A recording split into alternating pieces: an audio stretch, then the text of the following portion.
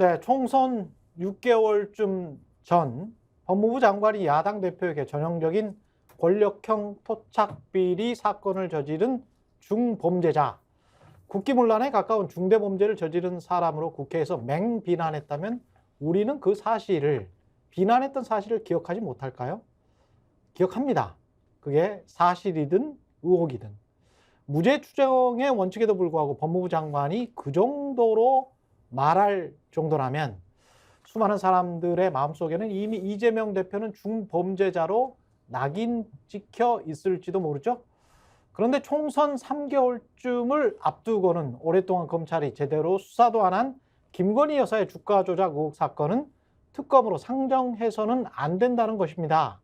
총선에 영향을 주는 정치적인 행위이기 때문이랍니다. 대통령 당선 이후 거의 2년 내내 정치적인 계산이 섞인 수많은 비난을 해온 여당, 대통령, 전 법무부 장관이 총선 3개월쯤 남기고 대통령 가족의 의혹 사건은 특검을 하면 안 된다. 왜? 그건 정치적이고 정치적으로 활용될 수 있으니까 이러면서 반대하고 있습니다. 이해되십니까? 공정하다고 보십니까? 상식적입니까? 이런 억지가 어디 있나요? 아무리 생각해도 기가 막힙니다. 네, 안녕하십니까. 1월 8일 최경영의 정치본색 시작합니다.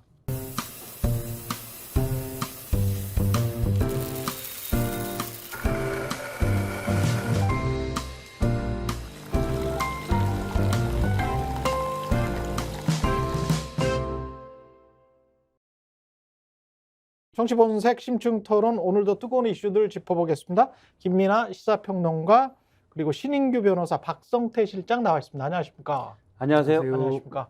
박성태 사람과 사회연구소 실장은 JTBC에 원래 기자로 계시지 않았어요? 앵커로 계시고? 지난해까지 지난해까지. 지난해 제가 이제 다른 일을 좀 해보고 싶다 메인 앵커 내려온 뒤에 좀 개인적으로 뭐 제가 개인적으로 하고 싶었던 방송도 좀 해보고 싶기도 하고 그래서 지난해 회사를 나오게 됐고 올해부터 이제 지난해는 아무래도 제가 전직 앵커 출신인데 타 방송 나오기가 뭐해서 지난해는 전혀 안 나왔고요. 올해부터 나와서 이제 패널도 하고 나중에는 제 개인 방송도 한번 해볼까라는 생각을 하고 있습니다. 참 세상이 언론 지형이 이렇게 많이 바뀌는군요. 순식간에 KBS 출신이나 JTBC 출신이나 한두 달 만에 만나가지고 또 스픽스라는 공간에서 이야기를 하고요. 재밌습니다. 김민아 평론가도 사실은 KBS 최강시사에서 같이 계속 이야기를 하다가 좀 어색하지 않아요? 아니 근데 두 분은 이제 회사에 고용된 정규직의 신분이 있는데 그걸 벗어 던지고 뭐 청운의 꿈을 품고 이제 나온 거고 물론 이제 약간 맥락은 좀 다른 것 같긴 합니다만 근데 저는 이제 뭐 언제든지 방송국에서 집에 가라면 가야 되는 그런 신분에서 뭐 떠돌고 있는 거니까 완전히 같지는 않습니다. 다만 이제 얼마나 그 타의가 이제 얼마나 반영이 됐느냐 그런 점에 있어서는 좀 느낌이 다른 부분도 있는데 여러모로 유감을 느끼고 있습니다. 요즘에 방송 환경이나 이런 거에 대해서. 신인규 변호사는 이런 그 언론의 변화에 관해서 자유주의자 입장에서 어떻게 보십니까? 그러니까 저는 좀 이게 신기한 게 다 과거에는 이제 다 각각 방송사에 가야지만 이렇게 뵐 수 있었던 분들이 이게 스픽스에서 한 공간에 있다라는 게 참 신기합니다. 근데 그만큼 뭐 언론 환경이 뭐 나빠져서 이렇게 된 거라고 볼 수도 있지만은 또 오히려 반대로 생각하면 또 이런 식의 언론 지형이 아예 바뀌면서 뭔가 또 새로운 에너지로 또 만들어 볼 수도 있지 않을까. 라는 좀 좋은 생각도 좀 듭니다. 그럴 수도 있는 거죠. 계속 기술도 발전하고 지형도 바뀔 수가 있으니까요. 산업 구조라는 게 뭐 그렇습니다. 일단 쌍특검 이야기부터 해야 될 것 같은데 윤석열 대통령이 이제 거부권을 행사한 거 아닙니까? 이건 예상됐던 일이죠.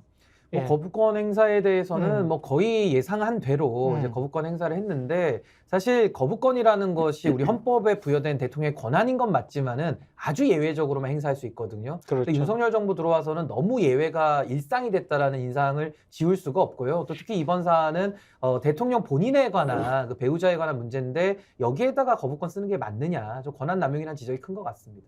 게다가 본인 배우자인데. 사실 이게 지난 28일이죠. 특검이 통과되자마자 이례적으로 바로 대통령실에서 공개적 브리핑을 했거든요. 특검이 송부되면 바로 거부권을 행사하겠다. 이송되면 얘기를 했고 약속을 지킨 거예요. 그러니까 바로 거부권 행사하겠다고 했고 바로 거부권을 행사했습니다. 근데 이거는 뭐 말씀하신 대로 정말 국회 입법권을 무시한 처사 이런 것도 다 맞는데 저는 이 메시지가 바로바로 하는 게 따로 메시지가 있다고 봐요. 어떤 메시지일까요? 이거는 뭐 야당이나 또는 대통령실에 이관섭 비서실장이 얘기했듯이 이게 악법이다. 이걸 강력한 메시지를 내기 위해서 이런 것보다는 여당 들으라는 얘기예요. 특별히 이제 한동훈 위원장 들어라. 특검 가지고는 아예 왈가왈부를 하지 마라. 말을 꺼내지 마라. 말을 꺼내지 마. 왜냐하면 한동훈 비대위원장 처음 나와서 한 얘기가 이 김건희 특검법 어떻게 할 거냐라니까 시기적 문제를 얘기했거든요.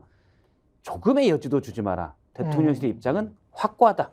이 메시지를 저는 여당한테 여당에 대한 메시지다. 예, 줬다고 봅니다. 대통령의 강력한 의지를 표명했다. 예, 절대 안 받겠다. 내 와이프는 내가 지킨다. 그렇죠. 예. 그러니까 이 거부권 행사라는 걸 정부의 법안이 이송된 다음에 이전에 거부권 행사하는 걸 보면은 최대한 2주 정도를 묵히기도 했습니다. 그러니까 그만큼 앞에 신인규 이제 창준 위원장 말씀하신 것처럼 뭔가 고뇌하는 모습을 보여줘야 돼요. 거부권 행사라는 거는 그렇게 밥 먹고 뭐 아메리카노 한 잔 마시듯이 할 수 있는 게 아니기 때문에 입법부에서 어쨌든 처리한 법안을 다른 어떤 절차적인 어떤 그러한 정당성 없이 대통령 본인의 결단과 이런 것으로만 행사를 하는 거잖아요. 그렇다고 하면은 그만큼의 나름대로 고심하는 모습 보여줘야 되는 건데 이거는 그렇지 않았거든요. 이미 정부에 이송되기 전부터 왜 빨리 이송을 안 하냐, 국회는 왜 이렇게 빨리 법안을 넘겨주지 않느냐 이런 얘기를 언론에다 대고 막 하는 분위기였고, 그리고 이 거부권 행사한 날도 보면은 이관섭 비서실장이 나와가지고 이것에 대한 이제 거부권을 왜 행사할 수밖에 없었는지에 대한 설명을 막 하는데, 최소한 대통령실이 설명해야 되는 내용은 이게 법리적으로 왜 안 맞는지, 그래서 우리가 왜 거부권을 행사할 수밖에 없는지에 대해서 아주 드라이하게 설명을 해야 되는 거거든요. 법리적인 어떤 무리수 이런 거에 국한해가지고. 근데 거의 그날 설명한 거는 평론가였어요. 이관섭 평론가였어요. 유체이탈. 예. 거의 이제 뭐 예를 들면 앞서 말씀하신 정치적으로 이용될 소지가 다분하고 그다음에 문재인 정권에서 탈탈 털어가지고 이게 더 이상 이 조사조차 못한 그러한 어떤 사안이다. 도이치모터스 특검에 대해 이제까지 쭉 이야기했던 그렇죠. 것들. 그거에 대해서. 예. 그다음에 이제 대장동 특검에 대해서도 이게 그 당시에 예를 들면 50억 원을 누군가 대장동 사업과 관련돼서 줬다라고 하면은 그거는 결국은 이재명 대표, 이 당시 이재명 성남시장 주변에 있는 사람들이 뭔가 이제 도움이 되기 위해서 한 일 아니겠느냐. 그러니까 이것도 이재명 대표 방탄을 위한 어떤 법안이다. 이렇게 얘기를 하거든요. 근데 그게 대통령실이 거부권 행사를 정당화하는 논리로 얘기를 직접적으로 할 수 있는 거야. 저는 여당이 그렇게 주장한다고 하면은 그거는 여야가 뭐 정쟁을 하면서 내놓는 논리이기도 할 테니까 예. 그건 한번 싸워봐라. 그렇게 얘기하고 싶은데 대통령실이 거부권 행사하면서 그렇게 얘기한다는 게 잘 이해가 안 됩니다. 김건희 특검과 관련돼서는 그러면 문재인 정권에서 그렇게 정권 내내 탈탈 털어가지고 조사도 못한 사안이면은 그럼 이 정권 들어서 불기소를 했어야죠. 아직도 들고 있지 않습니까, 검찰이. 그리고 도이치모터스 주가 조작 사건과 관련된 1심에서 새로운 사실이나 이런 것들이 막 드러나잖아요. 김건희 여사 문자를 보냈다든지. 그렇죠. 그런 거에 대해서도 손을 안 대고 있지 않습니까?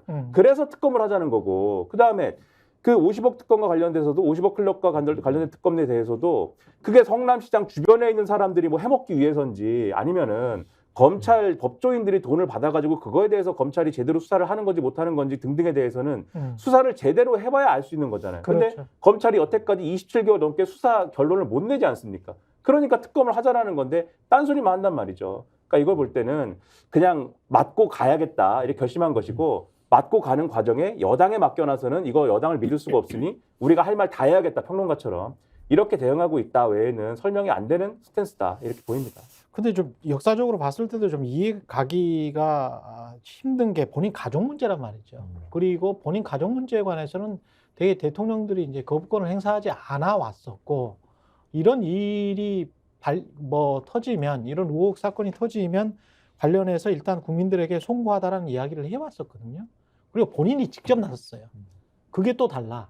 김대중 전 대통령이든 누구든 간에, 김영삼 전 대통령이든 누구든 간에, 심지어는 이명박 전 대통령도 그랬죠. 본인이 직접 나서서 이야기를 했단 말이죠. 근데 관련해서 본인이라는 거는 윤석열 대통령이고 본인의 처에 관한 문제이기 때문에 관련해서 이렇게 이야기를 해야 되는 거 아닌가 싶기도 합니다. 그러니까 사실은. 부부는 일심동체잖아요. 사실 그쵸. 하나로 보는 건데 예.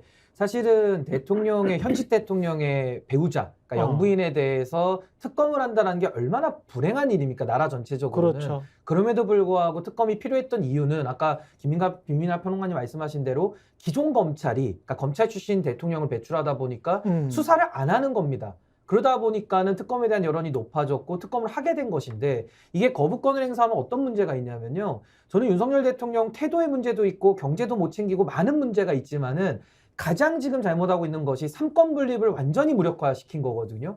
대통령만 선출된 권력이 아니라 의회에 있는 국회의원들도 국민들이 선출한 국민의 대표자입니다. 그러니까 입법권을 행사해서 국회에서 법을 제정하면 그걸 대통령은 집행을 하는 사람인데, 이런 식으로 거부권을 일상화시키면요, 이제는 국회에서 입법 자체가 불가능해지는 겁니다. 그래서 저는 우리 헌법에도 보면은 거부권을 행사할 때 대통령이 이의서를 첨부해서 보내게 돼 있거든요. 근데 그 이의라는 것이 총선에 영향 미친다, 지금 이것밖에 없는 거예요. 그러면 그 총선의 영향이라는 것이 오히려 김건희 여사에 대한 수사가 안 돼 있으면 오히려 국민들의 눈과 귀를 가리는 상태에서 총선을 영향을 미치겠다는 얘기거든요. 그래서 이 부분에 대해서는 윤석열 대통령이 이의서를 붙인다는 그 맥락에서 정말 국민들이 납득할 수 없는 이의를 지금 붙이고 있다. 이 부분에 대해서는 국민들이 동의하기가 매우 어렵습니다. 일단 저희 연구소가 이제 사람과 사회 연구소 아닙니까? 그래요. 사람에 대한 실존적 분석을 해보면 예.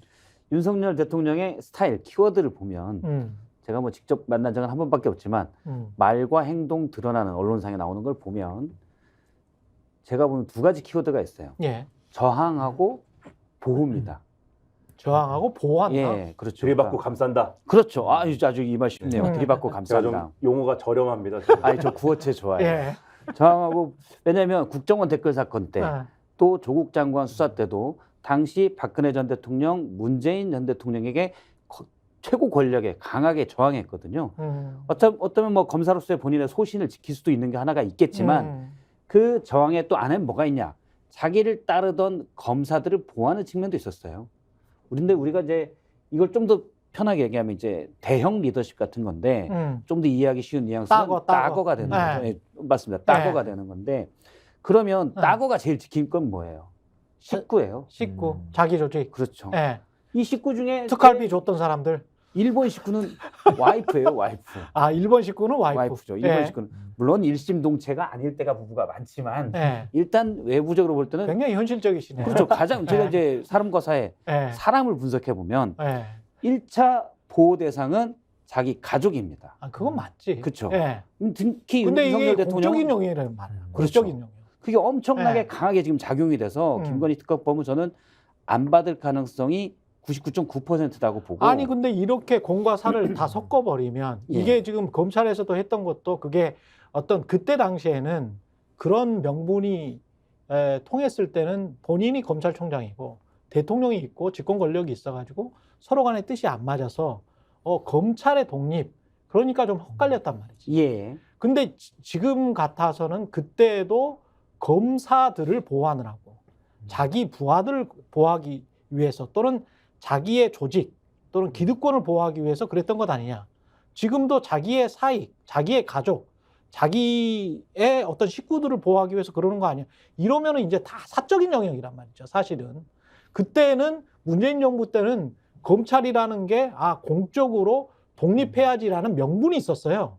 근데 지금은 하는 행위들 자체가 검찰이 자꾸 정치적으로 나오면서 검찰이 너무 정치적인 거 아니야? 이걸 그냥 다 심어줘 버렸잖아요. 예. 그 이후에 검찰 조직을 보호해야 되겠다라고 하는 거는 본인의 정치 조직 보호해야 되겠다 이렇게밖에 안 비치는 거거든.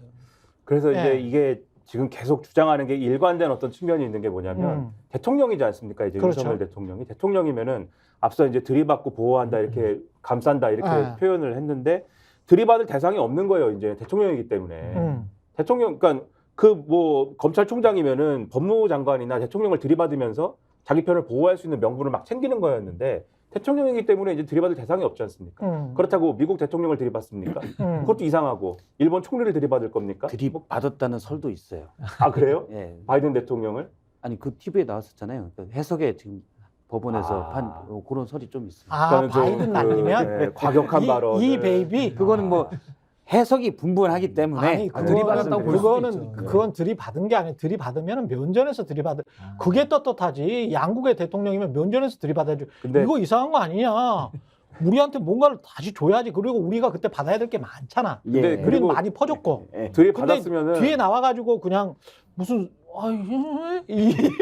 들이받았으면은 뒷소리 하는 거지. 이거는. 그렇죠. 들이받았으면 또 대통령이 또 떳하게 얘기하죠. 네. 얘기를 해야죠. 내가 바이든이를 들이받았습니다. 이렇게 얘기를 해야 되는데 그렇지. 그 얘기도 안 하잖아요, 또. 그렇지. 그러니까 그것도 이제 열받는 부분인데 어쨌든 들이받을 대상이 없으니까 이 들이받을 대상을 설명하는 서사를 자꾸 만들어내요. 그게 뭐냐면 미완의 정권 교체다라고 하는 서사가 그거예요. 그래서 운동권 전체주의 세력이 아직도 이 사회를 지배를 하고 있고 그 운동권 전체주의 세력이 이 의회 다수를 점하면서 예를 들면 김건희 특검이라든지 대장동 특검이라든지 이런 걸 통해서 여전히 어쨌든 지금의 사실상 집권 세력임에도 불구하고 자기들 소수 세력을 억압하는 이런 시도를 하는 것이기 때문에 나는 그거에 들이받는 것이다. 이런 식으로 자꾸 설명을 하려고 하고 그 코드를 지금 한동훈 비대위원장하고 윤석열 대통령이 자꾸 공유를 하면서 자꾸 이 코드를 재생산하려고 드는 거거든요. 근데 그 의회 다수를 만들어준 사람들은 국민이란 말이지. 그리고 국민이 이 나라는 주권자야.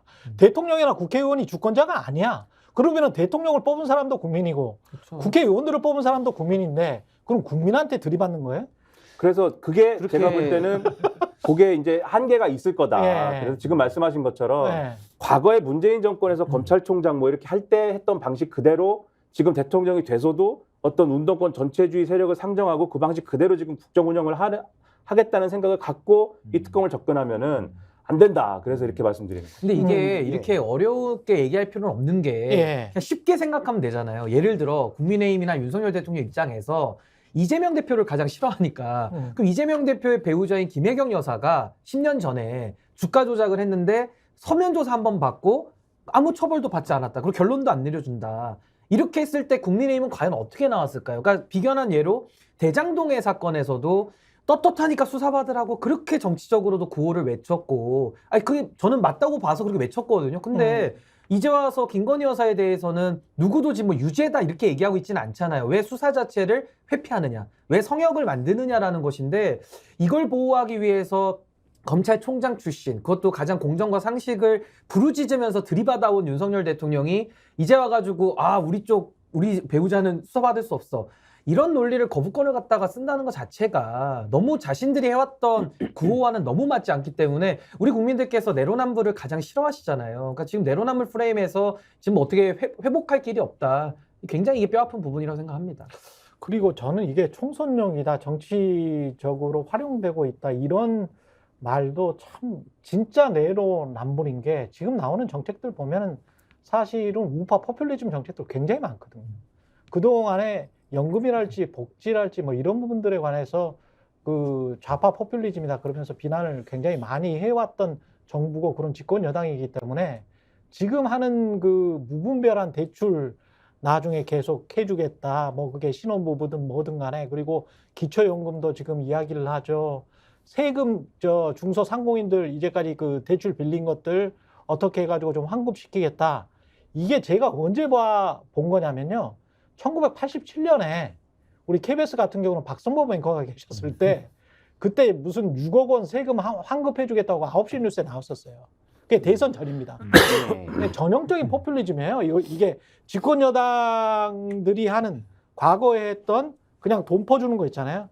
그때 잠시 돈 퍼주고 뭔가 시야를 흐리게 하는 그런 어떤 장기적인 어떤 이제까지 주장했던 정책들과 결이 비슷한 어떤 정책으로 가는 게 아니고 이게 진짜 총선용 포퓰리즘을 스스로 지금 하고 있으면서 이게 특검이라는 이 진실을 완전히 가로막고 있는 이걸 차단해서 뭔가 걷어내고 뭔가를 하겠다는 거는 이게 진짜 총선용이다. 뭐 이런 식으로 주장을 하니까 그러니까 이게 정치적 영향력 때문에 이게 안 된다라고 하는 논리에 대해서 반론을 펴자면 수도 없이 할 수 있죠. 그렇죠. 뭐는 정치적 영향력이 없냐는 말씀에 대해서 지금 말씀하신 대로 금융투자 소득세는 뭐 안 하고 그렇죠. 그럼 증권거래소는 어떻게 하는 겁니까? 이런 이게 악의가 안 맞잖아요. 그러니까 그리고 주가하고 부동산 올려가지고 총선을 준비하겠다는 이야기지. 사실은. 이게 대놓고 주식 부양하는 거지 않습니까? 국매도는 언제 재개하는 건지 그 계획도 없다고 본인이 직접 얘기를 하고 그다음에 지금 뭐 그렇게까지 안 가더라도 업무 보고라는 것을 각 부처에서 이제 대통령에게 업무 보고 신년에 하지 않습니까?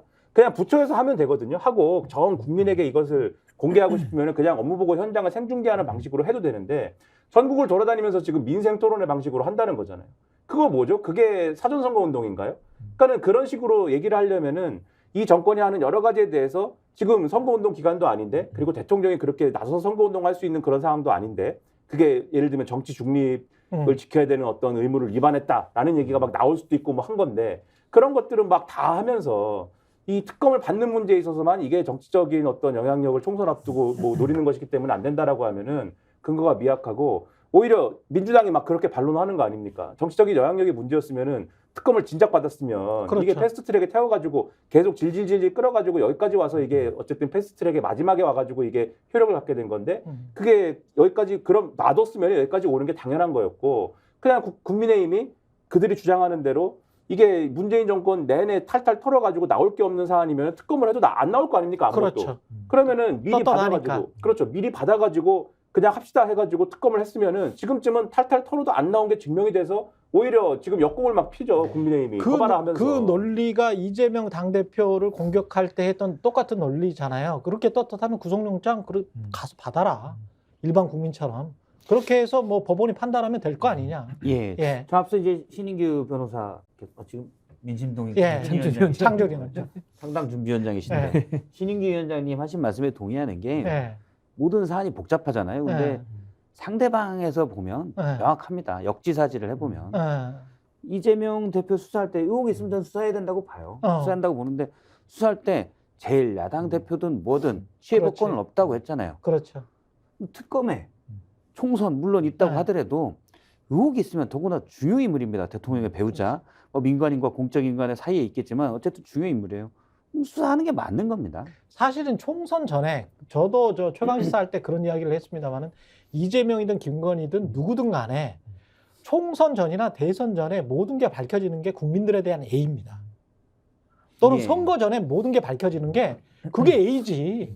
안 그렇습니까? 대선 전에 대장동 관련해서 그 많은 말들이 있고 아직까지 끌고 잘못하면 내년 대선까지 한 3년 후죠. 예. 한참 후에 대선까지 끌게 됐잖아요. 그러면 그게 국민들에 대한 무례한 거죠. 그 전에 정치권이나 사법부가 진실을 규명해가지고 이 사람은 됩니다.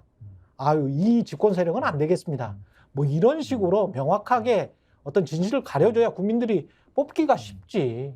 근데 이렇게 안 하고 이명박 전 대통령도 사실 김홍일 지금 저 방통위원장이 똑같은 짓을 한 거 아니에요. 근데 이게 권력의 네. 사유하기 때문에 이렇게 참 길게 토론할 문제도 아닌 걸로 그냥 정말 잘못된 거거든요. 그렇죠. 근데 참 너무 이제 말을 못 알아들으니까 이게 자세히 설명을 하는 게 참 네. 자괴감이 드는데 네. 전 이 부분은 지적하고 싶어요. 아니 그렇게 선거에 영향 미치는 거에 대해서 싫어하시는 분들인데 윤석열 대통령이 특검팀 수사팀장이었잖아요. 그랬지. 그때 수사해가지고 그 대선에는 아예 탄핵 대선이라는 이름이 붙어버려가지고 대선을 치렀거든요.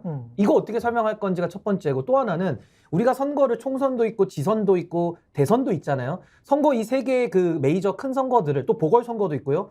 거의 매년 해마다 선거 치르거든요. 그런 논리로 하면은 내년에는 또 이제 보궐선거 때문에 수사 못 하는 거고요. 또 그 다음에 뭐 전당대회 열면 못 하는 거고 그 다음에 지방선거 때문에 또 못 하는 거예요. 그 다음에는 아니 그러면은 뭐 언제 합니까? 선거 없는 해를 좀 알려주세요. 네. 있습니까? 선거 없는 해가? 2월 29일 날 하면 돼요. 4년에 한 번씩 오거든요. 4년에 한 번씩. 2월 29일 날 정도가. 아이고 그 날짜를 잡아서 수사를 어떻게 합니까? 네. 범죄 피의자가 딱 어떻게 하루. 그걸? 딱 하루만. 딱 하루 있는 날. 그러니까 2월 이 논리 29일. 자체가 너무 궁색하고 그냥 권력의 사유화 아닙니까? 네. 권력자가 자기 배우자를 보호하기 위해서 거부권을 쓴다? 이건 솔직히 헌법 위반이잖아요. 그 삼권 분립을 침해하는 것이고. 제 세 명이 다 의견이 좀 비슷해서 네. 제가 반대되는 얘기를 좀 하려고 했는데 예. 계속 하세요. 생각해봤는데 없어요. 없네요. 그냥 다 허무게 맞는 근데. 말로. 예. 좀 생각을 해봤는데 이거는 예. 전 세계에서 선례를 찾기 어려울 겁니다. 이거 진짜 어떻게 이런 선례를 민주화가 된 국가에서 이런 선례를 어디서 찾습니까? 선례가 있습니까? 이게 만약에 이게 할 말이 없다 보니까 네. 국민의힘이 이런 반론도요. 제가 그래서 굳이 반론까지 찾아가지고 반론에 셀프 반론까지 해주지 않습니까? 예, 뭐라 그러니까 그래요? 노무현 전 대통령이 특검에 대해서 거부권 행사했다 이 얘기하는 거잖아요. 그래서 거부권을 당시에 뭐 최도술 등등 해가지고 측근들에 대한 특검을 이제 국회가 이제 주장을 했는데 그것에 대해서 거부권을 행사해서 국회로 돌아와가지고 재의결했거든요. 특검을 했거든요. 특검을 했는데 그런 사례도 있으니까는 특검을 거부할 수 있다. 국민의힘 일각에서 이런 주장도 해요. 거부하는 것도 가능하다. 근데 첫째, 그것은 측근이지 가족이 아니었고, 그렇죠. 가족에 대해서 한 것이 아니었고, 둘째는 노무현 전 대통령도 나중에 거부권 그렇게 행사한 거에 대해서는 미안하다고 했습니다. 내가 그때는 그렇게 하는 게 아니었다. 미안하다고 했어요. 왜냐면은 결국 국회로 돌아와서 재해결이 됐기 때문에 그건 그렇죠. 내가 미안하다라고 했고, 미안하다라고 합니까? 윤석열 대통령이 안 하잖아요. 셋째, 특검을 했는데 아무것도 안 나왔어요.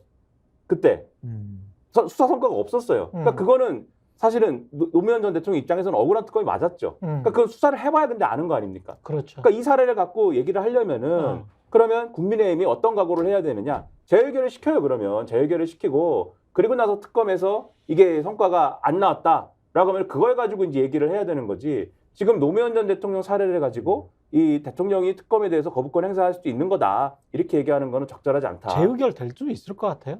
재의결은 어떻게 생각하세요? 근데 이제 제2결 같은 경우는 지금 시점도 하나의 논점인 것 같고요. 예. 실제 표결이 들어가면 우리 국회법상에는 이게 이제 출석 과반수의 3분의 2가 동의를 하면 그대로 확정이 되거든요. 예. 그렇다면 이게 또 국회법에서 무기명 투표하기 때문에 상당히 변수가 많죠. 소위 말하는 이탈표가 발생할 가능성이 매우 높다라는 예. 생각이 우선 들고요. 이제 아마 민주당 입장에서는 요거 이제 시점을 재서 좀 이렇게 정치적으로도 고려할 부분이 분명히 있을 것 같고, 윤석열 대통령도 과연 지금 당내 의원들 통제가 되느냐, 여기에 대해서 상당히 지금 좀 조급함도 저는 느껴지거든요. 근데 아무래도 지금 총선거가 거의 임박해 있다 보니까 제가 볼 때는 재의결 붙여도 국민의힘 안에서 전 이탈표가 충분히 나올 수 있고, 왜냐하면 이것은 어떤 치명적인 타격이 되는. 그렇죠. 본인의 선거에도 영향을 받지만은 예. 이건 국회의원들도 아무리 우리가 비판을 많이 하지만은 그래도 양심과 국가 이익에 따라서 직무를 행하는 국민의 대표자들 아닙니까? 그렇다면 저는 국민을 믿고 신뢰한다면은 저는 국민들의 여론을 이거 벗어나서 투표하기가 매우 어려울 것이다. 그러다 무기명이기 때문에 저는 김건희 여사 특검법에 대해서는 통과 가능성은 조금 높게 보는 편입니다. 아, 그래요? 이게 무기명 투표라는 게 중요한 것 같아요. 국회법에 딱 돼 있습니다. 예. 제2요구권으로 환부대나는 무기명 투표를 한다. 이렇게 예. 돼 있기 때문에 기명 투표를 하면 검찰총장 출신 대통령이고 아직 사람들이 이거 잘 모르는데 3년 넘게 남았어요. 게다가 캐비넷 안에 뭐가 있는지 모르고. 그렇죠. 좀 찝찝할 수 있죠. 그렇죠. 이게 기명으로 하면 내가 이래도 되나? 라는 생각을 할 수 있을 텐데 예. 무기명이기 때문에 아무도 몰라요. 예, 상황에 따라서 수많은 반란표도 나올 수 있다. 저는 그렇게 아. 생각합니다. 물론 시기가 중요하겠죠. 공천이 끝난 다음에. 그런데 공천이 이제 끝난 다음에. 제가 그래서 민주당은 좀 시간을 끌려고 하는 거예요? 그렇죠.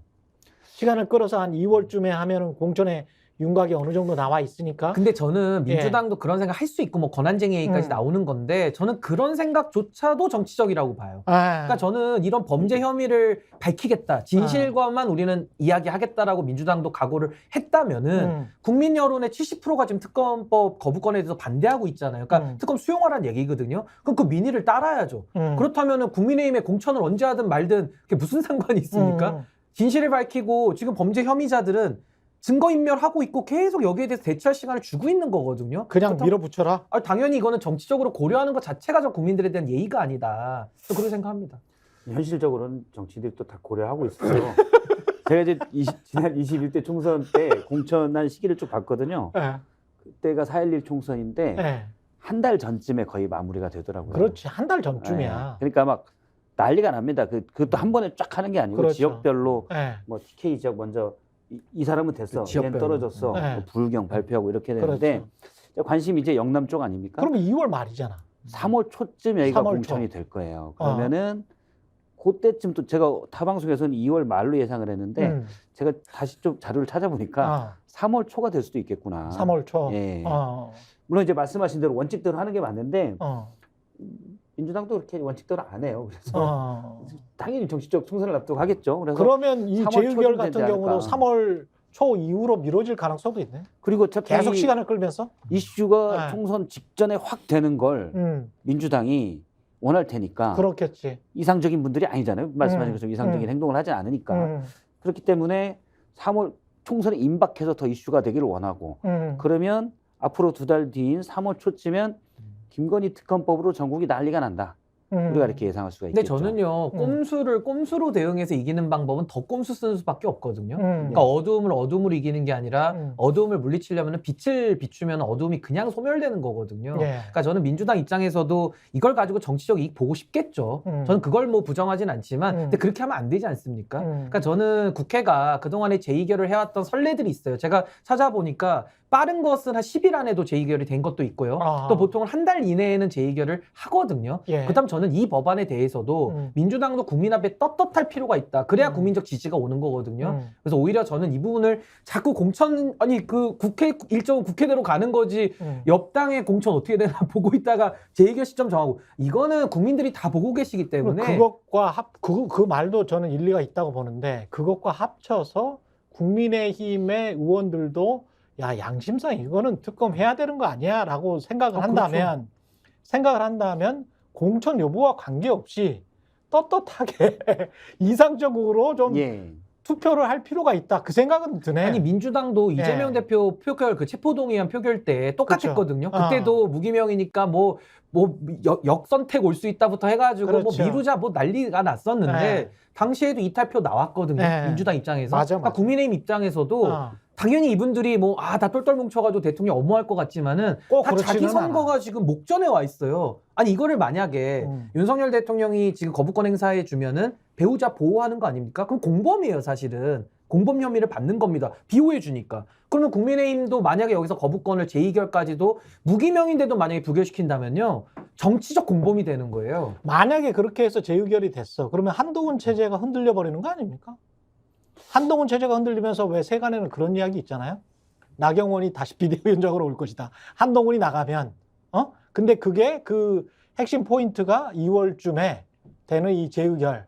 그래서 일부가 이탈을 해서 이게 완전히 특검이 그냥 통과돼 버리면 그러면 한동훈 체제가 끝나버릴 수도 있다. 한동훈 체제를 끝내기 위해서라도 재의결을 시킬 것이다. 아니 그래서 지금 뭐 이런 이야기. 링 위에서 몸 풀고 있는 중진들이 많다고 하더라고요.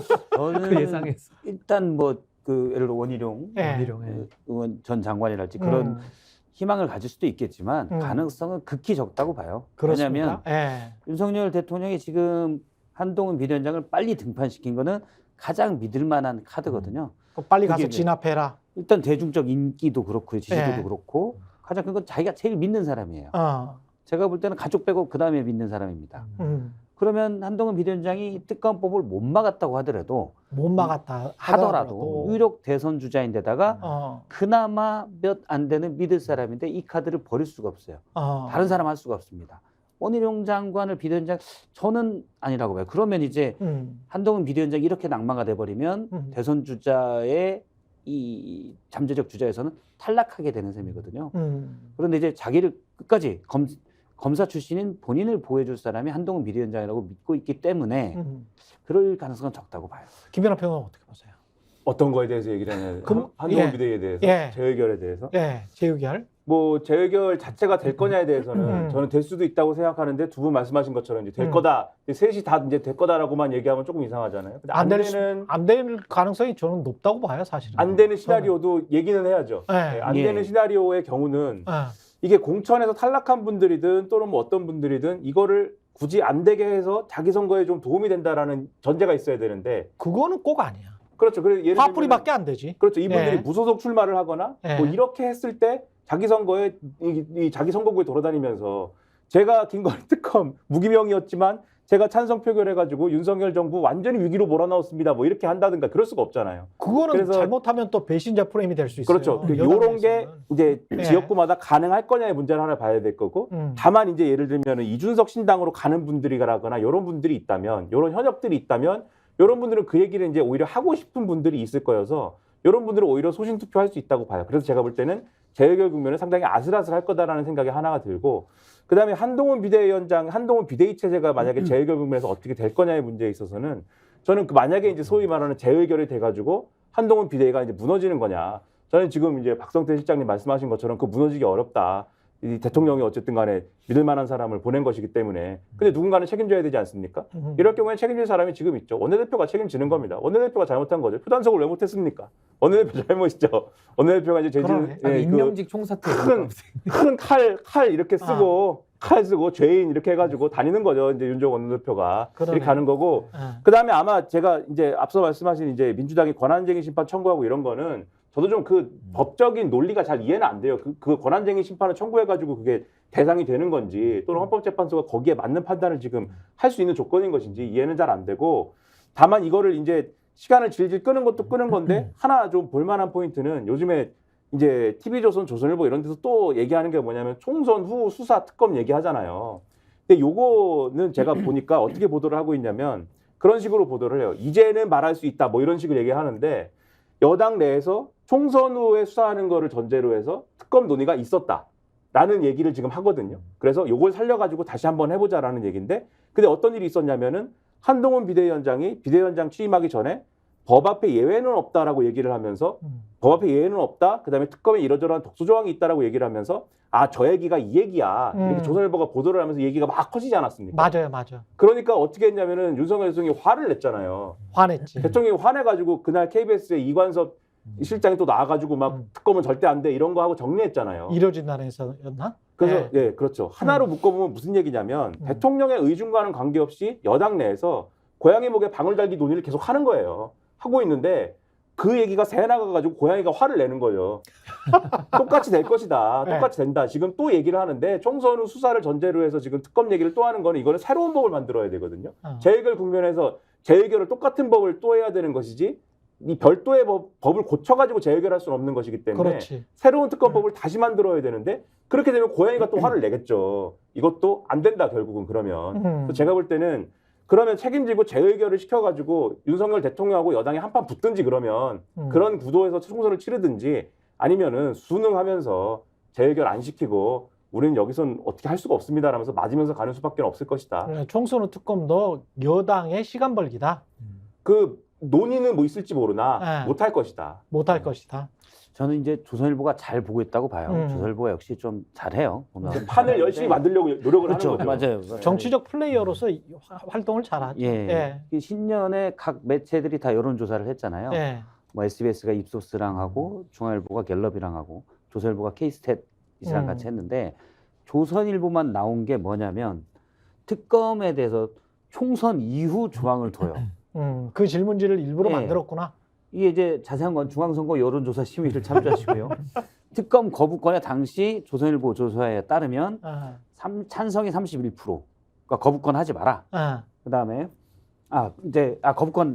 특검 거부권 찬성이 31%, 반대가 63%입니다. 예. 거부권 하면 안 된다고 훨씬 많죠. 그렇겠죠. 이게 대부분 여론조사가 다 비슷한 겁니다. 예. 65대 35가 보통인데 근데 총선 이후 특검만 조선일보 조사에 따로 있어요.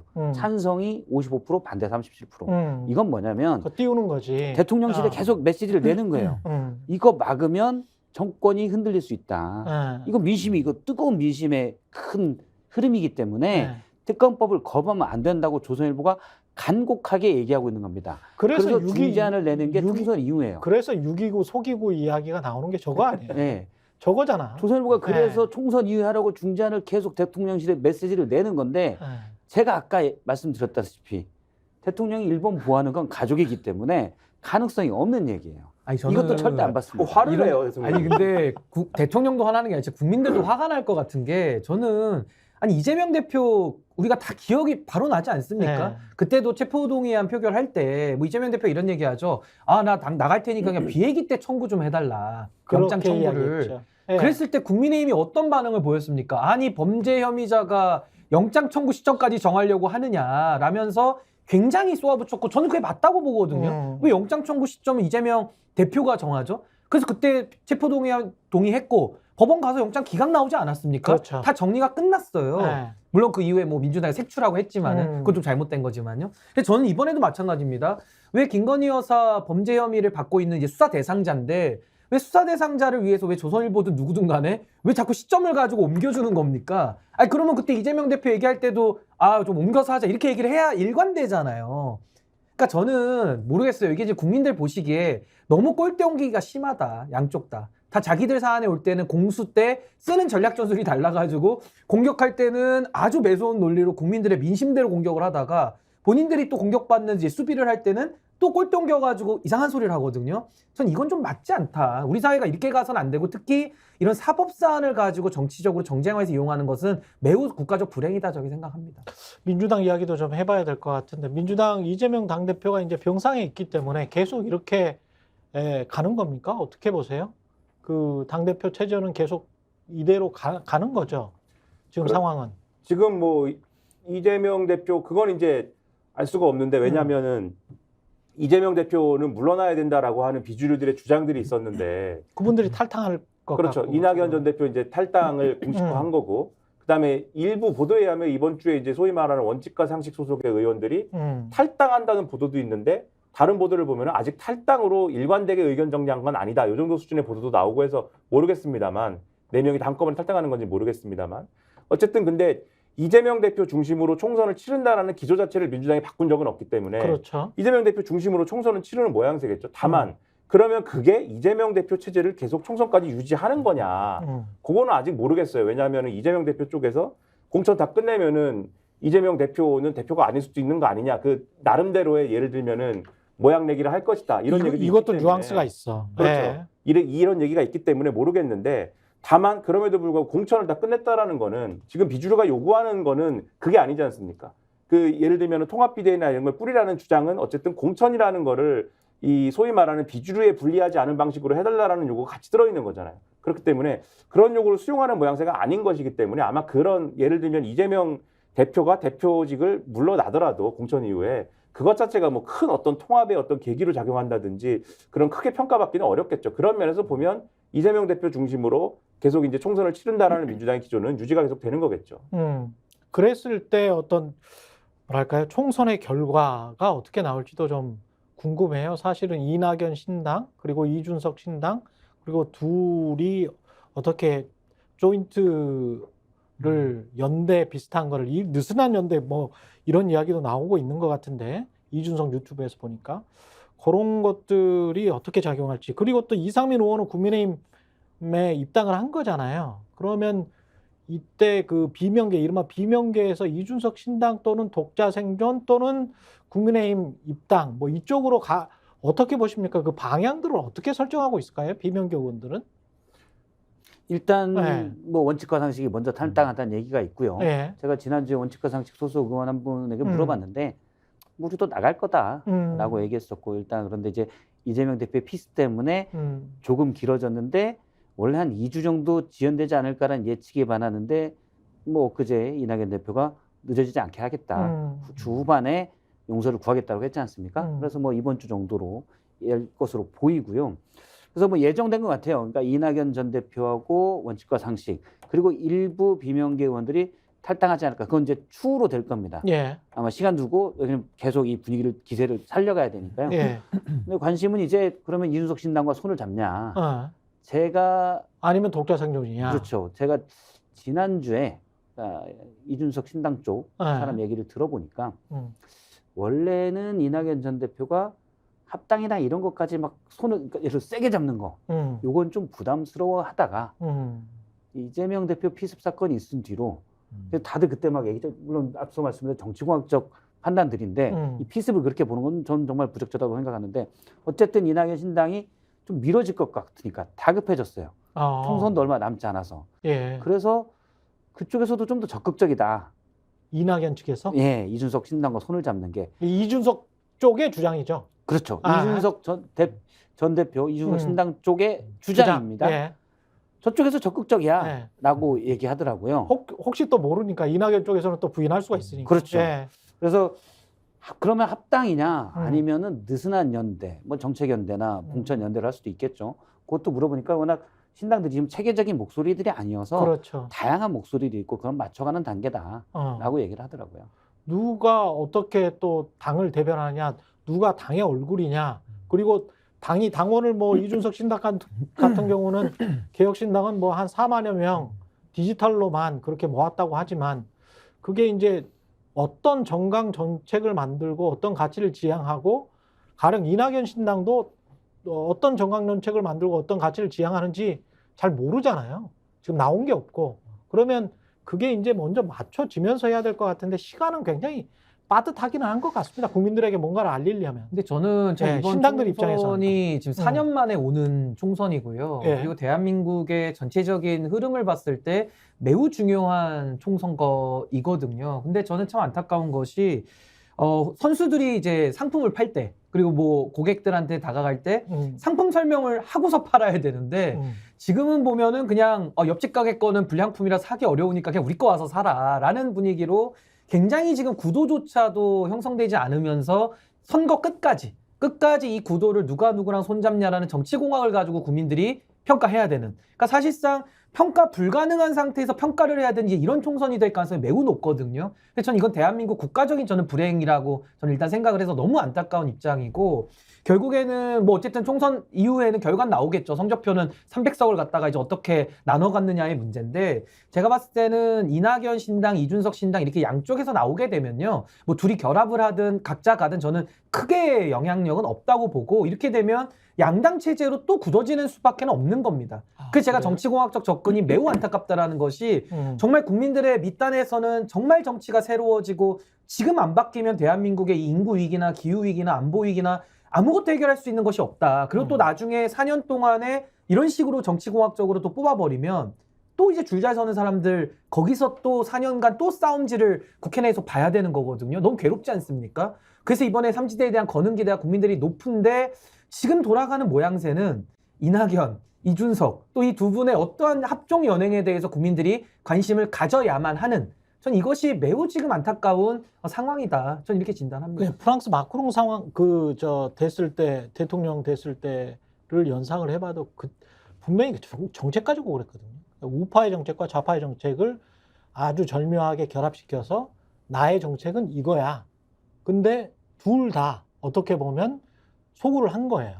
이쪽에서도 한 20% 먹고 이쪽에서도 20% 먹어서 40%를 먹은 다음에 이게 쭉 간 거거든요. 근데 이제 정책이 특별하게 이낙연 신당이나 또는 민주당이나 또는 이준석 신당이나 또는 심지어는 국민의힘이나, 사실 저는 우리나라 정당들이 어떤 정책의 차별성이 있어서 저렇게 지지고 먹고 싸우는지를 잘 모르겠어요. 민주당하고 국민의힘 같은 경우는 이제 대북 정책이 완전 달라요. 그러니까 대북 정책 흑백 정도만 정책이 다르고 나머지는 세금을 예를 들어 10% 때릴 거냐 12% 때릴 거냐 요 정도 차이만 있습니다. 그 정도. 아주 약간의 차이만. 예를 들어 양도세 문제랄지 이런 데서 조금 더 때릴 거냐 말 거냐 요 정도만 있어요. 그런데 이제 앞서 말씀하신 대로 이준석 신당이나 이낙연 신당, 제가 혹시 이준석 전 대표는 그러면은 대북에서 어떤 생각을 가지고 있지? 그렇지. 과거 인터뷰들 쭉 봤거든요. 비슷해요. 국민의힘과 아니 민주당 쪽이랑 오히려 이낙연 전 대표랑도 같이 할 수 있습니다. 그러니까 국민의힘의 기존 대북 정책과는 많이 달라요. 대화를 중요시 여깁니다. 대화를 돼서 먼저 북한이 숨통을 트야 된다. 예를 들어 파주에 남북 협력 공단을 만들자라는 얘기도 해요. 전향적이고 상당히 그런 정책도 이준석 전 대표는 많습니다. 그러니까 젠더 갈등 문제랄지 노동 문제에 대해서만 이준석 신당이 조금 더 표현하는 양태, 이런 것들이 좀 과격해요. 이낙연 전 대표가 받아들이기 힘들 정도의 과격한 문제들이 있습니다. 그러니까 정책 자체가 약간만 있고 아직 정강 정책이 나오지 않았지만 비슷해요. 근데 문제는 뭐냐면 이준석 전 대표가 예전부터 표방했던 건 보수예요. 그럼 보수지. 근데 보수가 구체적으로 뭐냐? 당연히 보수죠. 아니 보수 신당이라 그랬잖아. 보수를 표방하잖아요. 이 호남의 정치, 수십 년 동안 민주당의 정치했던 이낙연 전 대표가 보수에 들어갈 수가 없어요. 이 선언들이 충돌이 될 것 같아요. 선언들이 충돌이 된다. 그러니까 사실 말씀하신 대로 진보나 보수나 우리가 흔히 진보라고 얘기하는 민주당이나 보수라고 얘기하는 국민의힘이나 별 차이가 안 나. 별 차이는 안 나요. 근데 메시지가 일단 보수여서 간판을 보수집 간판을 달았기 때문에 외국에 비해서는 그렇게 별로 차이가 나지 안 난다. 이 정도 가지고 왜 저렇게 싸우는지를, 왜 저렇게 맹렬하게 싸우는지를 모르겠다. 그러니까 이제 그런 생각은 들어요. 우리는 전골이다. 이쪽은 우리는 뭐 뼈해장국이다. 이렇게 막 간판을 이렇게 달았는데 내용은 같이 다 팔거든요. 근데 이제 뼈 해장국을 저 큰 그릇에 담으면 전골 아니에요, 그게? 그렇죠. 근데 이제 각자 나는 전골 달인이다. 배고프네요. 나는 뼈해장국 달인이다. 이러고 있기 때문에 예. 이 집 가서 밥을 먹기가 아니, 힘든 그러니까 거예요. 과거에 DJP 연대가 이질적인 면에도 성공을 했던 이유는 예. 그래도 대선에서 뭐 정권 교체를 하자라는 어떤 대의적인 면에서 동의가 되고 또 대선이라는 특수성이 있었기 때문에 이게 이질 연합이 가능했고 또 당시에도요 DJP 연합 때문에 이긴 게 아니라 또 상대 진영이 갈라져서 또 어부지리로 이긴 것도 좀 예. 있어요. 그러네요. 이인재 예. 탈당 때문에. 그러니까 그러네요. 저는 예. 이렇게 참 총선이라는 다양한 253개의 지역구 내지는 비례대표의 한 20석까지도 다 이해관계를 조정하고 배분해야 되는 총선거에서 어떻게 이질적인 교합이 돼가지고 이긴다? 저는 이거 거의 뭐 화성에 걸어가서 도착하는 것만큼 매우 어려운 거 아니냐라는 생각이 우선 들고요. 아까 제가 원론적인 걸 말씀드렸다시피 정말 정책을 가지고 정당들이 분화되는 건 매우 바람직합니다. 그리고 저는 다당제를 지향하기 때문에 정당들이 나와서 먼저 노선을 걸고 그걸 가지고 치열하게 경쟁을 했으면 좋겠어요. 그럼 국민들도 예측 가능한 투표를 할 수 있는데 지금은요. 어느 세력이 집권을 해도 어디로 갈지를 알 수가 없는 겁니다. 정말 깜깜이 묻지마 선거로 지금 정치인들이 이걸 만들고 있거든요.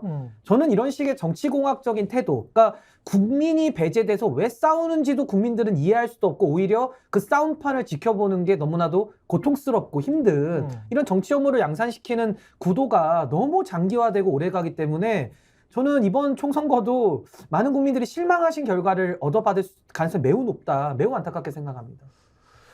이준석 전 대표 같은 경우는 그 확실히 이미지로만 보면 반윤 예. 이렇게 느낌이 오죠. 근데 이제 이낙연 민주당 전 대표 같은 경우는 반이 반 이재명 그러니까 반윤과 반이가 합쳐진다 또는 이낙연 전 대표 같은 경우는 신당을 만들 때 나는 반이다. 이렇게 만들 수는 없을 거 아니에요. 다른 명분이 좀 필요할 것 같은데. 그 명분이 필요한데 그걸 이제 그런 인상을 못 주고 있는 거죠. 그러니까 지금 쭉 말씀하신 대로 이준석 하면은 이준석 전 대표 본인은 여러 가지 얘기를 하려고 합니다. 지금 전에 인터뷰를 쭉 이제 보셨다고 말씀하셨는데 이준석 전 대표 보면서 드는 인상이 굉장히 강론에 강한 인상을 주려고 하거든요. 그래서 정책을 얘기해도 굉장히 여러 가지 이제 강론적인 거를 굉장히 많이 얘기를 해요. 네. 그러니까 뭐 정책적으로 굉장히 유능하다는 인상을 주려고 하는 건지 모르겠는데 그런 것들을 보면은 상당히 중도적인 컬러도 있고 그런 게 굉장히 많이 있어요. 근데 그런 것들을 국민들이 다 모아가지고 이준석은 중도적인 지향이 있어 이렇게 평가하느냐? 그렇지 않죠. 반윤으로 생각하죠. 윤석열 반윤. 대통령하고 싸운 사람이다. 이렇게 그렇지. 평가를 하고 그렇죠. 어디서 싸웠냐면 보수 진영이라는 큰 틀 안에서 헤게모니를 갖고 경쟁을 한 사이다. 이렇게 평가를 하는 거고 그러네요. 이낙연 전 총리도 사실 지금 뭐 양당 정치의 피로함이라든가 그거에 대한 어떤 국민들이 선택지가 없어가지고 만들어줘야 된다든가 이런 얘기를 계속 하거든요. 근데 그 얘기를 하는 게 국민들의 어떤 가슴에 와 박히냐. 그렇지 않고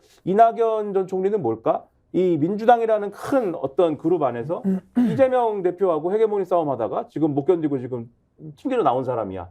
이렇게 보이는 거거든요. 그렇죠. 그러면 이 윤석열 대통령하고 싸우다가 이제 쫓겨난 사람, 그다음에 이재명 대표하고 싸우다가 이제 나온 사람이 둘이 합쳐지면은 그게 그러면 제3세력이 되는 거냐? 그게 뭔가 양당 체제의 한계를 논하는 양당 체제의 한계를 돌파할 수 있는 그러한 세력으로 비춰지는 거냐? 그렇지 않단 말이죠. 예. 그래서 이 세력이 하나가 됐을 때 그걸 돌파할 수 있는 비전이 보여야 되는데 보이지 않을 거다. 지금 남은 기간 동안에 그러한 맥락과 이런 내용을 만들 수 있는 것도 아니지 않습니까? 정치라는 게 내가 그런 걸 주장한다고 되는 것도 아니고 열심히 뭐 200번 말한다고 해서 국민들이 믿는 것도 아니기 때문에 그 맥락들이 쌓여야 되는데 힘들거든요. 그러면 제가 볼 때는 이번 총선도 양당 중심의 그러한 어떤 구심력 하에서 치러지는 경우의 수가 상당할 거고 그 전제를 놓고 표 계산을 해야 되지 않을까. 일단 뭐 저도 그렇게 보는데 저게 있는 것 같아요. 그러니까 핵심은 이낙연 신당과 이준석 신당이 합당하느냐 여부인데 정책 연대는 느슨해요. 그러니까 앞서 이제 DJP 연합을 얘기하셨지만 그러니까 넘버 2와 넘버 3가 합종 연행은 M&A는 할 수 있어요. 대선 때. 네. 근데 넘버 3와 넘버 4가 합종 연행하기는 힘이 이제 그냥 연대로 하기에는 힘이 약해요. 그냥 합병을 해야 돼요. 합병. 네, 그래야 힘이 그 화학적 결합이 가능하느냐. 그렇죠. 근데 근데 그게 문제죠. 합병을 해야 최소한 지지율이 18% 19% 가고 약간 덩치를 키워서 어느 정도 모습을 보여줄 수가 있는데 손만 잡아서는 희미해진다고요. 그렇지. 그런데 이제 합병을 하려면 사실 지금 뭐 여론의 지형을 보면 이낙연 전 대표가 이준석 신당으로 들어가는 형국이 됩니다. 그렇죠. 누가 뭐라고 하든. 근데 그거를 이낙연 전 대표 총리까지 했던 분이 받을 것인가? 그리고 이제 사실 호남 정치를 기반으로 했던 분인데 그리고 이준석 전 보수를 대표도 표방한 나중에 거기에 들어갈 수 있을 것인가? 분명히 대선을 생각을 하고 있단 말이죠. 예. 예. 이낙연 전 총리도 대선을 생각하지 않으면 이렇게 나올 일이 없어요. 그렇잖아요. 그러니까 아까 그 예. 말씀하셨는데 타짜라는 영화에 보면은 고니가 주인공이 고니 아닙니까? 예. 고니가 곽초룡을 만나가지고 너 내 밑으로 와라 그랬는데 아유 어떻게 늑대 새끼가 개 밑으로 들어갑니까? 이렇게 얘기를 하지 않습니까? 늑대 새끼가 어떻게 개 밑으로 들어갑니까? 예. 이렇게 얘기를 하는데 이 사람들의 문제는 둘 다 자기가 늑대 새끼라고 생각을 할 거란 말이죠. 예. 늑대이거나 늑대 새끼거나 예. 상대를 개라 생각하고 예. 그러니까 지금 말씀으로 하면은 개 밑으로 못 들어가는 거죠. 아. 그런 국면인데 그러다 보니까 지금 무슨 고민을 하냐면은 그게 이제 아까 말씀하신 지역구와 비례 얘기 이준석 전 대표 지역구 비례 얘기 그 얘기거든요. 그러니까 현실적으로 어떤 논쟁에 부딪히면 우리가 여기서 이 테이블을 놓고는 상당히 그 고준 담론 이런 거 얘기하지 않습니까? 상당히 고담 중론. 고담 중론인가? 예. 이제 사자성어 감기 걸려가지고 고담 중론, 고준 담론. 예. 이거는 고담 중론이네. 고담 중론 맞아요. 예, 고담 중론. 예. 그러니까 이 그런 굉장히 수 높은 얘기를 하고 있는데. 음. 그분들이 먼저 생각하는 거는 이준석 전 대표 바른미래당을 해봤잖아요.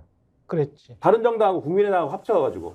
그랬을 때 제일 먼저 만난 그 문제가 뭐였냐를 돈. 생각을 해보면 그런 것도 있지만 예. 비례 공천 어떻게 해야 되냐 이 생각부터 드는 거죠. 아, 그래서 그렇지. 비례를 공천을 해야 되는데 물론 이제 선거제도가 어떻게 되냐 봐야 되겠지만 비례를 공천할 때 예를 들면 1번부터 10번까지 당선권이 있을 것이고 그 당선권 안에 이 지분을 어떻게 나눠가지고 또 이 지분 나누는 게 가져갈 게 많으면은 지분 나누는 게 수월할 수도 있는데 가져갈 게 얼마 안 된다라고 하면 예를 들면 비례에서 뭐 5명, 6명 가져간다라고 했을 때 그걸 어떻게 나누느냐 굉장히 골치 아픈 문제가 되거든요. 양대 세력 또는 3대 세력이 나눈다고 할 때는. 그 생각부터 하는 거예요. 그래서 나오는 얘기가 비례는 각자 하고 각자 한다는 거는 당을 합당을 안 한다는 얘기죠. 당은 합당을 안 한 상태로 가져가고 당을 비례 때문에 합당이 안 될 것 같으니까 지역구에서 이낙연 신당이 지역구들 후보를 내는 데는 우리가 안 내고 어차피 왜냐하면 지역구 모든 지역구에 다 낼 수 없을 테니까 지역구 안 내고 우리가 지역구 내는 데서는 이낙연 신당이 지역구 안 내는 형식으로 그렇게 해가지고 지역구에서 기호는 통일이 안 되더라도 우리는 제3세력입니다. 똑같은 슬로건 똑같은 어떤 뭐 그런 걸 가지고 한번 해보면 어떻겠느냐 아이디어로 이 얘기를 그래서 하는 거거든요. 그런 논의를 하면 국민들이 지금 상황에서 그런 논의하면 국민들이 아 저게 확실한 어떤 양당 체제의 한계를 넘는 제3세력이다 이렇게 이해를 할까요? 저는 그렇지 않다고 보는 거예요. 명확한 현실적 한계라는 게 아직 결합을 본격적으로 얘기도 안 했는데 이미 현실적 한계라는 걸 이미 생각하기 시작했다. 어렵다고 봅니다. 근데 저는 이게 정치에서 가장 중요한 게 사실은 이념은 맞거든요. 예. 이념이 반공전체주의로 하니까 문제인 거지. 이념은 다른 말로 표현하면 철학입니다. 그렇죠. 이 철학이 뭐냐면은 예. 보수라는 저는 보수거든요. 보수인데 보수라는 것은 사회 체제를 안정적으로 지키면서 바꾸자는 사람이고요. 예. 진보라는 사람은 안정보다는 일단 바꾸고 보자. 그러고서 후 안정을 도모하는. 그러니까 이 사회를 바라보는 시각 자체의 출발점과 위치가 다른 사람들이에요. 근데 저는 이제 보수도 이념과 철학 위에서 어떤 가치를 만들어내지 못했기 때문에 지금 무너지고 있는 것이고 예. 진보도 마찬가지거든요. 근데 그렇다고 해서 보수와 진보가 무너졌으니까 보수 진보 다 필요 없고 이제 우리는 상식이라는 틀에서 한번 모여보자. 그래서 민주당에서 비명계도 원칙과 상식이고요. 윤석열 대통령도 공정과 상식이에요. 근데 지금 새로 나오는 세력들도 또 상식적으로 대화가 되면 하자는데 저는 국민 여러분들께서 상식 이야기하는 정치인들을 조심해야 된다고 봅니다. 왜냐하면 자기 철학이 있으면은 저 보수 이야기를 하고 그 보수 철학을 어떻게 세워가지고 어떤 가치 위에서 어떤 정책을 가지고서 사회를 바꾸겠느냐 여기까지 나와야 되는 거거든요. 좀 더 구체적이어야 된다. 그렇죠. 그러니까 큰 틀에서 포지션을 정한 다음에 자신들의 가치를 넓히고 정책 연데이트를 넓혀가는 것이 저는 정치의 본령이라고 생각을 하고 결국 그래야 문제를 해결할 수 있지 않습니까? 근데 지금은요. 가장 중요한 이념과 철학이 윤석열 대통령이 하도 오염을 시켜놔가지고 야 이념 다 필요 없는 거야. 다 무너졌어. 그러니까 그거 없이 모여보자라는 것인데 그러면 좋습니다. 선거 앞두고서는 모일 수가 있어요. 다급하니까. 근데 이것이 떴다방이 돼가지고 이념과 철학이 같아야 화학적 결합이 이루어지는 거거든요. 근데 화학적 결합 없이 그냥 이념은 묻지도 따지지도 말고 우리는 그냥 급하니까 손을 잡고 가치 연대로 가는 거야 라면 느슨한 연대 내지는 그냥 악수만 하고 가는 식의 물리적 교류 정도만 되는 거거든요. 그 화학적 결합이 안 되기 때문에 이것이 국가 전체적으로는 비빔밥이나 샐러드론이 가능한데 정당이라는 것은 어떤 특정한 뜻을 가지고 모여서 수권을 하겠다는 거 아닙니까? 그렇죠. 그렇다면 본인들이 정말로 투철한 이념과 철학적인 공유 없이는 전 이게 더 나아가기가 매우 어렵다는 겁니다. 게다가 지지 기반을 생각을 해보면 과거 이제 국민의당 같은 경우는 호남에 강력한 지지 기반이 있었고 DJP 연합이 성공할 수 있었던 것도 각각 호남, 수도권, 충청에 강력한 지지 기반이 있었기 때문에 성공을 할 수 있었잖아요. 근데 이제 지역의 지지 기반은 확실히 없단 말이죠. 그리고 이제 이낙연 전 총리의 신당도 사실 지금 호남의 민심을 생각을 해보면 쉽지는 않을 것 같아요. 국민의 당처럼 되는 거는. 그런 것들 생각해보면 게다가 이상민 의원이 국민의힘 입당을 하고 난 다음에 어떤 타격을 입었다. 이게 저 지지율이 확 빠질 수 있고 뭐 민주당이 크게 흔들린다. 뭐 이런 느낌보다는 별 느낌이 없는 것 같은. 그래서 그게 예. 둘이 합치잖아요. 그러니까 예. 이낙연, 이준석 신당이 합쳤을 때 예. 처음에 붐업은 좀 있을 거예요. 근데 어떤 일이 발생하냐면 내부 코어 지지자들은 또 이탈이 일어납니다. 왜냐면 이 이재교합을 받아들이지 못하는 세력이 또 안에 존재하거든요. 그러니까 선거가 진행되면 진행될수록 제3지대 같은 경우는 처음에는 팍 떴다가 국민의당을 제외하면 늘 이렇게 슬슬슬슬 빠지는, 총선이 가까우면 가까울수록. 이번에도 그럴 가능성이 있습니까? 어떻게 보십니까? 그런 거는. 그렇죠. 그러니까 저는 아까도 이제 양당의 구심력이 강한 선거가 될 것이다라고 말씀드린 게 그러니까 화제에 있어서는 제3지대의 정당들이 화제에 있어서는 화제가 좀 될 거예요. 언론도 사실 양당에 대해서 양당이 하는 정치에 대해서 언론도 긍정적인 평가를 못 하지 않습니까? 할 만큼 했으니까. 아니 그리고 보도도 할 만큼 했어. 할 만큼 하기도 했고 예. 그리고 양당이 뭘 좀 잘하면 그리고 기특한 모습을 보여주면 국민 보기에 언론이 보기에가 아니라 국민 보기에 기특한 모습을 보여주면 언론도 아 이건 참 잘했어. 이렇게 할 만한 것들이 많을 텐데 그렇지가 않잖아요. 국민들의 바람이라든가 어떤 이런 뭐 마음과는 전혀 다른 방식으로 지금까지 정치를 해왔고 그렇게 가지 않습니까? 그러니까는 상대적으로 이 양당을 긍정적으로 평가할 수 없으니까 제3지대에서 뭘 해보겠다는 사람들을 그래서 띄우는 거거든요, 언론들이. 이게 어떤 자연스러운 흐름처럼. 근데 그게 선거일이 가까워지면은 사람들이 이게 양당의 연성 지지자였던 사람들이 제3지대에 대해서 관심을 좀 갖다가 그 제3지대라는 게 보니까 지금 쭉 말씀드린 것처럼 이게 양당을 반대한다. 요 메시지는 있는 것 같은데 양당도 사실 서로 반대해가지고 자기 정당성을 확보하는 거잖아요. 국민의힘이 안 되니까 민주당 찍어주세요. 그리고 또 민주당도 민주당 그럴 거고 국민의힘도 민주당이 절대 안 되니까 운동권 세력 절대 안 되니까 우리 찍어주세요. 라고 하는 거 외에는 없는 거잖아요. 제3지대도 양당은 절대 안 되니까 우리 찍어주세요. 라고 하는 것밖에 없다고 하면은 선거 앞두고는 이 원래 양당 지지자였던 사람들이 에이 그냥 제3지대에 표 줘서 이게 뭐 내가 미래를 대비하는 가치 투자도 아니고 지금 이거 표 줘가지고 그냥 뭐 소위 말하는 사표 논리라는 게 있지 않습니까? 사표 심리라는 게 있지 않습니까? 그렇게 되는 것보다는 미워도 다시 한번 그냥 양당에 표를 던지는 게 낫지 않을까라는 심리가 저는 작동할 가능성이 굉장히 크다고 봅니다. 그렇게 되면은 제3지대의 어떤 그런 영역이나 이런 것들은 상당히 축소될 수밖에 없고 그러면 양당 중심의 구도가 확실하게 이제 강화될 수 있다라고 보는 거고 과거에 이제 제3당들이 커졌던 거는 앞서 말씀하셨듯이 대권 주자와 관련 있는 움직임이 있거나 지역적인 어떤 결합이, 지역적인 기반의 결합이 있거나 그랬던 예예요. 그 대표적인 예가 안철수와 국민의당인데, 그렇죠. 그때는 뭐였냐면 문재인 당시에 이제 대표로 문재인 대표가 대선 후보가 될 건데 문재인 대표로 대선을 못 이길 것 같다. 그러니까 대선 후보를 좀 바꿔야 되겠는데 그러려면은 지금부터 안철수를 좀 키워줄 필요가 있지 않을까라고 하는 호남의 밑바닥에 그 여론이 있었던 거 아닙니까? 예. 그래서 국민의당의 선전으로 그게 나타난 것이고 그게 일부의 수도권에서 선전으로 나타났던 거거든요. 그런 게 있었던 건데 지금 그런 게 아니잖아요. 이낙연을 빨리 좀 더 키워줘가지고 이재명을 대체할 수 있는 대선 후보를 키우자. 이런 게 아니잖아요, 지금. 그렇기 때문에 여러 조건을 보면 지금 이 시점에서는 제3지대가 이 어떤 투표 전날까지 선전하리라고 기대하기는 아직은 어렵다. 이런 생각이 든다는 거죠. 근데 국민의힘 입장에서는 이른바 제3지대 이준석 신당이건 또는 민주당 우파라고 부를 수 있을까요? 그러니까 이낙연 신당이건 이쪽이 좀 크면 그나마 윤석열 대통령 입장에서는 그리고 또 국민의힘 입장에서는 좀 다행이다. 안심이다. 안도한다. 이런 분위기가 형성된다면 이쪽도 좀 응원하는 그런 분위기가 좀 있지 않을까요? 어떻게 보십니까? 그런 측면들은 후위를 도모하기 위해서라도 또는 늘 말로는 응원을 하죠. 민주당에도 상식적인 분들이 있고 민주당에도 무슨 뭐 좋은 분들이 있고 이런 얘기를 한동훈 비대위원장도 그렇고 윤석열 대통령도 가끔 하지 않습니까? 그리고 나중에 총선 이후에 또 합칠지도 모르잖아. 안철수 의원도 그냥 들어갔잖아요. 그러니까 이낙연 신당과 지금 민주당 말씀이신 건가요? 아니요. 보수 신당 만약에 이낙연 신당. 이 합쳐진다면 예. 그 당이 뭐 이준석을 중심으로 해서 진짜 우리는 호랑이를 잡으러 호랑이 굴에 간다. 뭐 그런 논리를 들면서 국민의힘과 합당을 하고 그때까지 윤석열 대통령 지지율이 굉장히 안 좋다면 그러면서 이준석 전 대표가 늘 주장했던 거 있지 않습니까? 우리가 오히려 먹을 거다. 신당을 만들어서 예. 뭐 이런 우리가 주류가 될 것이다. 국민의힘에. 뭐 그렇게 하면서 이낙연과 이준석 또는 다른 사람들이 대선을 향해서 보수 정치인으로 어떤 보수의 대선 주자로서 뛰는 것.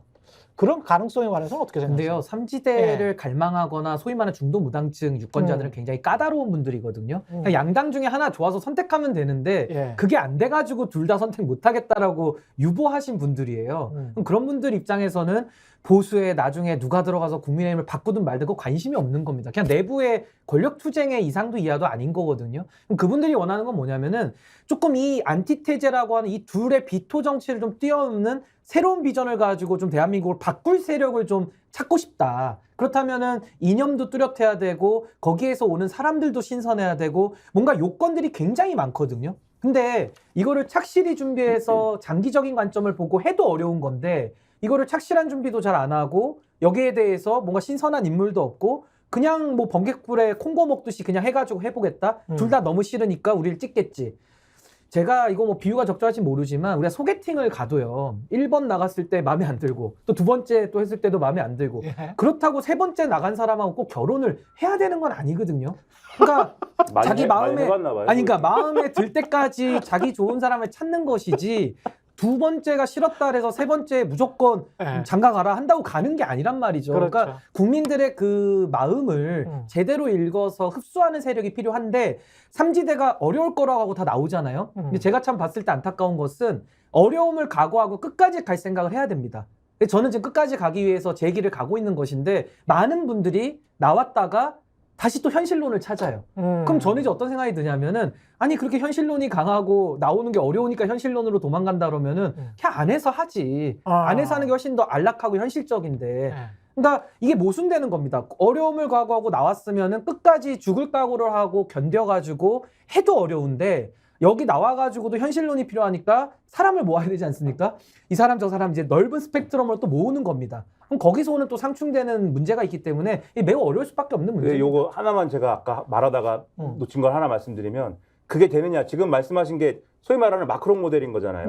그러니까 이게 보수에서 갈라져 나왔다가 그게 예를 들면 민주당에서 나온 사람들하고 합쳤다가 결국은 지금 정권이 윤석열 정권이기 때문에 정권 말에 인기가 없는 그러한 상황의 보수정당 그리고 아마 대권주자도 여의치 않을 보수정당까지 하나로 막 이렇게 다 뭉쳐가지고 거기서 대권주자 배출하는 모델 요게 이제 굳이 얘기하면은 이게 한국의 마크롱 모델 비슷한 게 될 텐데 그 키는 이게 아이러니하게 지금 이준석이 쥐고 있다 이렇게 봐야 되죠. 이준석 전 대표가 얼마나 국민들의 사랑을 받느냐. 이 정권 말에 가가지고 이준석 전 대표가 얼마나 국민들에게 차기 대권 주자로 막 각인이 되느냐. 그래가지고 막 이준석 바람이 불고 이준석 아니면 그 정권 재창출이 안 된다 막 이런 방식으로 돼야 사실은 그게 가능한 거고 프랑스에서도 사실 마크롱이라는 사람이 어디서 하늘에서 떨어진 것처럼 많은 사람들이 얘기하지만 프랑스 사회당 정권 출신이거든요. 사회당 정권에서 우측에 있다가 사회당을 반으로 쪼개가지고 나와서 큰 당을 하나 만든 다음에 나중에 사회당과 그다음에 이 우측에 있던 그 당시에 국민연합에서 이렇게 먹어가지고 이렇게 하나의 큰 세력을 이룬 사람 아닙니까? 그 방식을 이준석 전 대표가 꿈을 꾸는 거예요. 그 꿈이 이루어질 것이냐 아직 속단하기 어려운데 윤석열 대통령이 계속 이런 식으로 체리 따봉하고 이렇게 키워주면 그게 현실이 될 수도 있는데 저는 그 현실을 뭐 별로 원하지는 않는데 그게 대한민국의 좋은 일인가는 제가 모르겠습니다. 저는 앞서 말씀하신 내용 그러니까 이준석 신당과 이낙연 신당이 손을 잡든 합당을 했든 나중에 혹시 또 이게 국민의힘으로 갈 수 있느냐. 일단 이낙연 전 대표는 갈 일은 없을 거예요. DJ 정신을 잇겠다고 얘기를 했고 또 호남 민심을 본인의 정치 기반으로 갖고 있기 때문에 호남 민심에서 국민의힘은 물론 뭐 개혁적인 목소리를 내고 그럴 때도 있지만 약간 그러니까 뭐냐면 전두환 정권의 후회다라는 생각들이 많아요. 국민의힘이. 그렇죠. 5.18 폄훼했던 일도 계속 있었고 그래서 이낙연 전 대표가 국민의힘 속에 들어갈 일은 저는 없을 거라고 봐요. 왜냐하면 이낙연 전 대표가 나름 또 체면을 생각하고 가게 되면 욕을 뒤지게 먹게 돼 있어요. 그래서 안 갈 겁니다. 그러면 이제 본인은 빠져나갈 수 있죠. 나의 정치는 여기서 끝났다.